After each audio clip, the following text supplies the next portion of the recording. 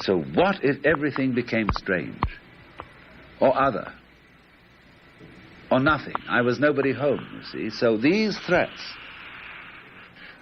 lie in the game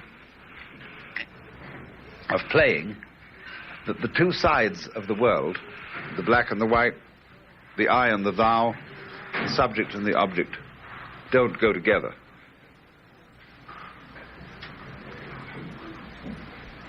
Now,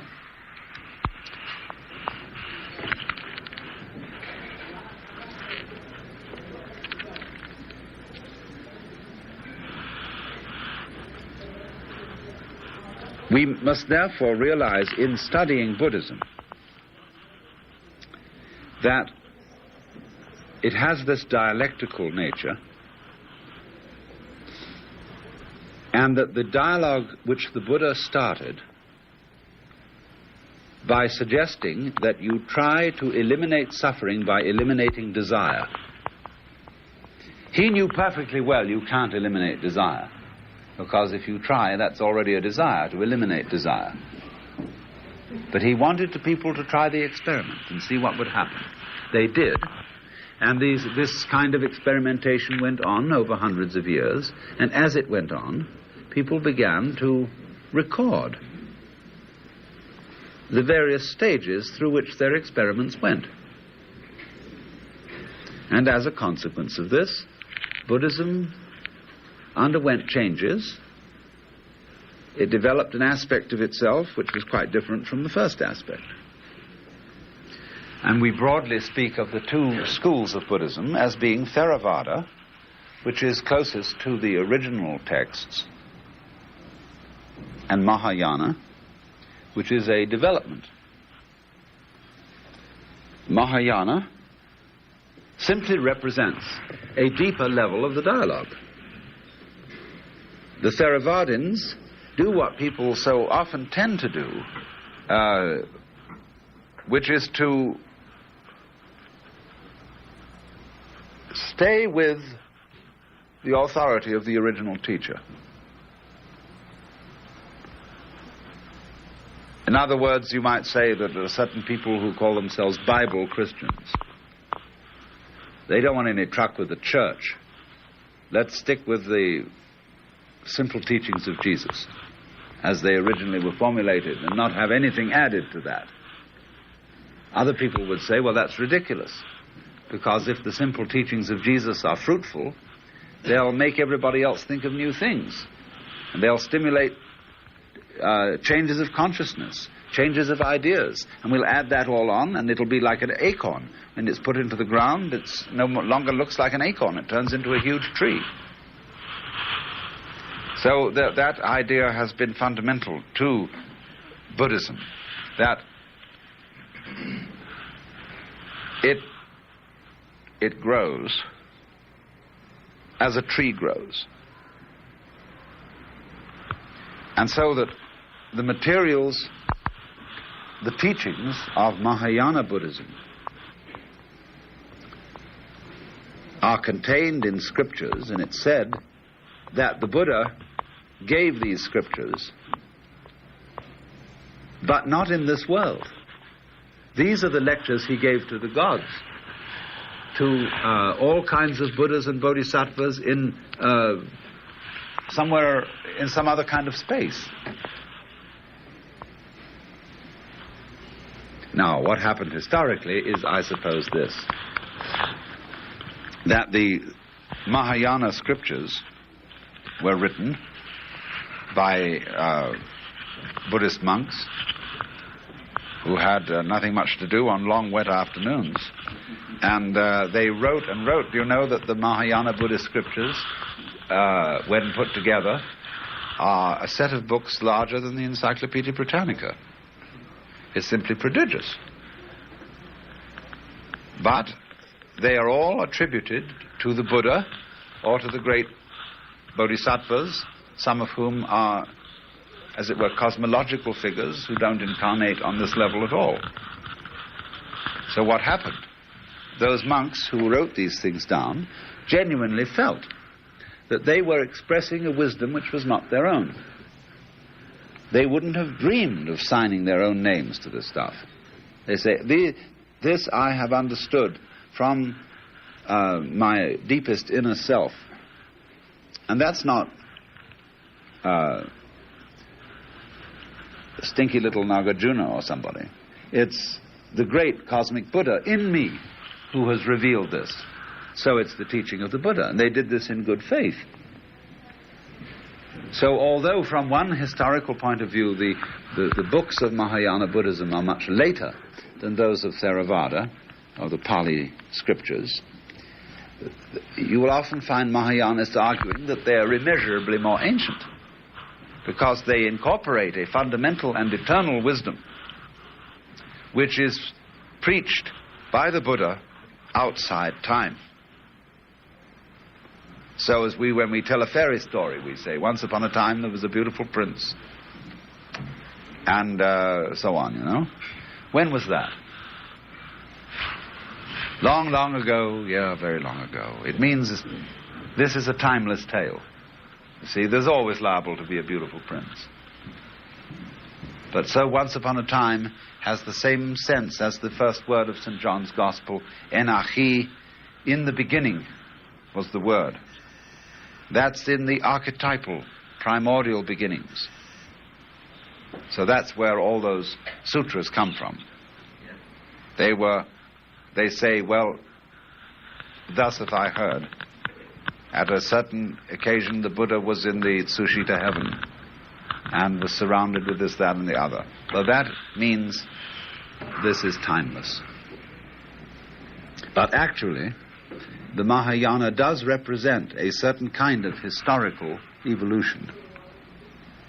The evolution resulting upon many, many people making serious experiments with the Buddha's original doctrine. They tried to transform their consciousness by eliminating desire. They tried, in other words, to overcome suffering by toughening themselves. And as a result of doing those experiments, they found out certain things about themselves. As a result of introspection, they found out a lot about the nature of consciousness and about the nature of just plain isness, existence. In certain directions, they found out that they'd been fools, that they'd set themselves to discover things that can't be discovered, as if you tried to bite your own teeth, or find out what's round the back of the mirror.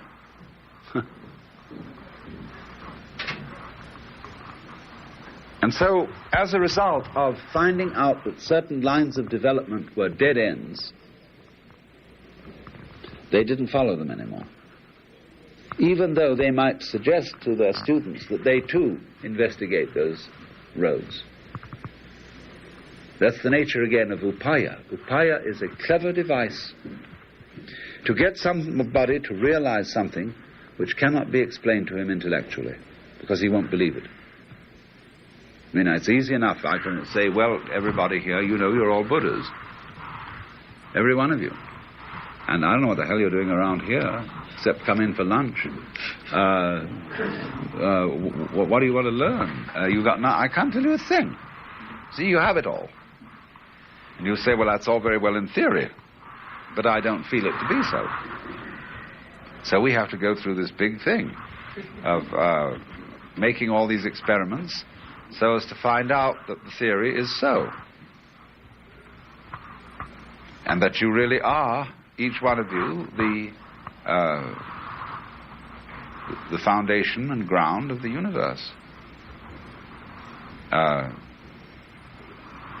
Only you're going to find it out in a way where it, shall we say, won't go to your head.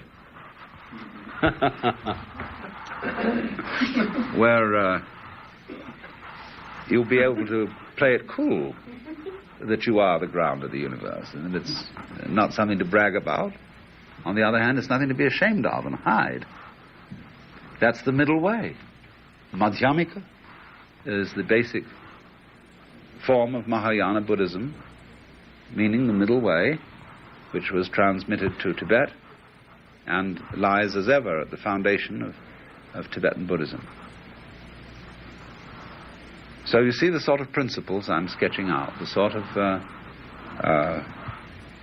way of synthesis, of putting together the worldly life and the spiritual life, the bound life and the free life, the hidden life and the found life. That's Mahayana.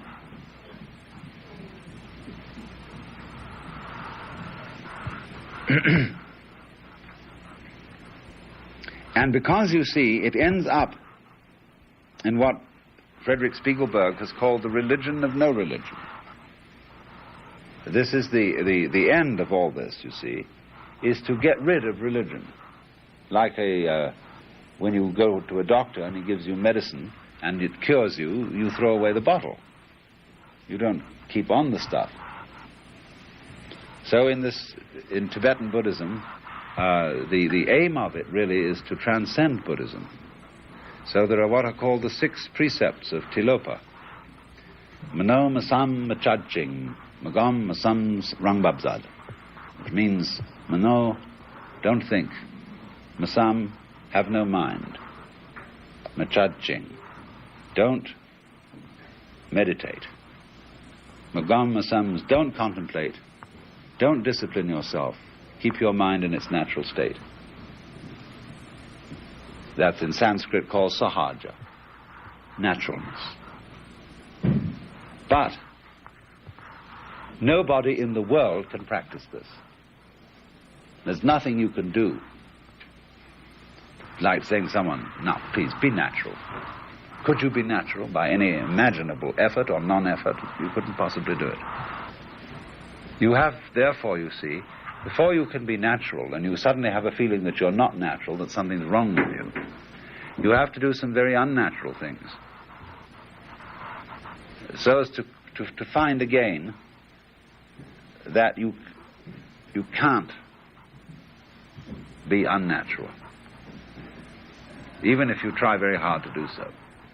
I can't separate myself from the divine unity by any stratagem whatsoever, but I won't know that that's so unless I try very hard to do so.